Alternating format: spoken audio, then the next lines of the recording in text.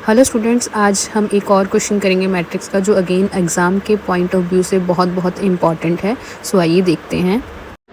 Next question हमारे पास है ये, जिसमें हमें 2x2 मैट्रिक्स बी जो है वो फाइंड करनी है, जहाँ पे हमें ये बी मैट्रिक्स और इस 2 3 0 1 मैट्रिक्स की मल्टीप्लिकेशन का आंसर गिवन है 12 11 2 एंड 1।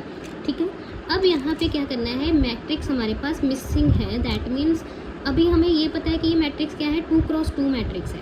और अगर 2x2 मैट्रिक्स है, वी नो क्या करेंगे हम, we know B is a 2x2 matrix. अभी ये 2x2 मैट्रिक्स है, तो देयरफॉर बी को हम लिख सकते हैं ए बी सी डी, क्योंकि हमें पता है 2x2 मैट्रिक्स में 2 रो एंड 2 कॉलम्स होते हैं, और जिसकी वजह से उसमें 4 एलिमेंट्स बनते हैं। ठीक है, अब ये ए बी सी डी जब हमें मिल जाएंगे, दैट मीन्स हमें बी मैट्रिक्स मिल जाएगी। तो अब हम क्या करेंगे, यहाँ पे 2 3 0 1 और बी की जगह पे ए बी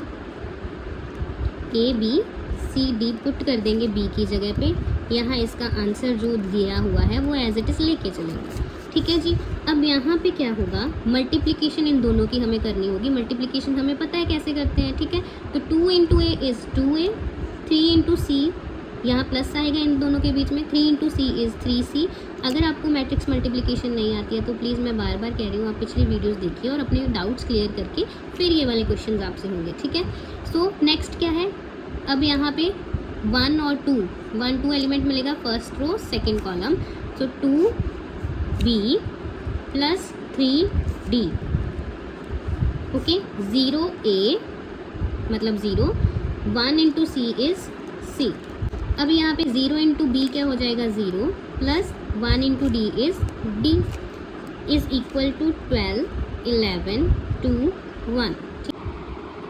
अभी यहाँ पे हमारे पास दोनों मैट्रिक्स क्या हो गई, इक्वल हो गई। और हमें पता है कि जब दो मैट्रिक्स इक्वल होती हैं तो क्या होता है, उनके करस्पॉन्डिंग एलिमेंट्स इक्वल होते हैं। मतलब a11 a12 के इक्वल, a12 a12 के इक्वल, a21 a21 के इक्वल एंड a22 a22 के इक्वल। सो उस अकॉर्डिंग हमारे पास फर्स्ट इक्वेशन क्या बनेगी, 2a प्लस 3c किसके इक्वल आएगा, 12 के इक्वल। ठीक है जी, दूसरी चीज़ क्या होगी, 2b प्लस 3d किसके इक्वल आएगा, 2b प्लस 3d आएगा 11 के इक्वल। सी, यहाँ पे सिर्फ 0 प्लस सी क्या बचा, सी किसके इक्वल आ जाएगा, 2 के इक्वल।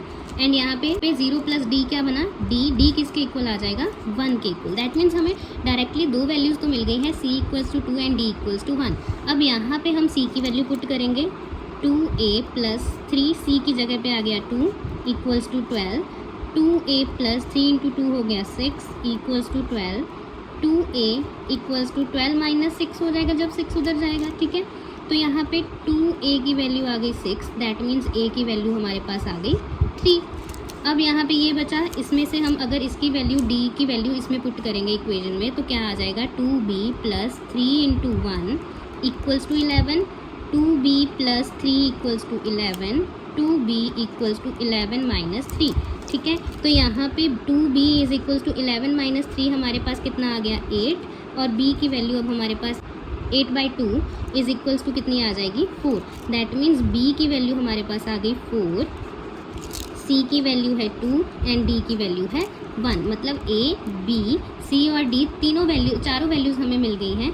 ठीक है, तो अब यहाँ से हमारे पास b की वैल्यू कितनी आ जाएगी, यहाँ से b जो अननोन मैट्रिक्स थी जिसका नाम था a b c d, जिसके एलिमेंट्स थे। ठीक है, तो यहाँ पे a की वैल्यू आ गई 3, b की वैल्यू आ गई 4, c की वैल्यू है 2 एंड d की वैल्यू है 1। तो ये हमारे पास अननोन मैट्रिक्स जो हमने फाइंड करनी थी वो हमें मिल। आई होप आपको ये समझ आया होगा। Thank you so much.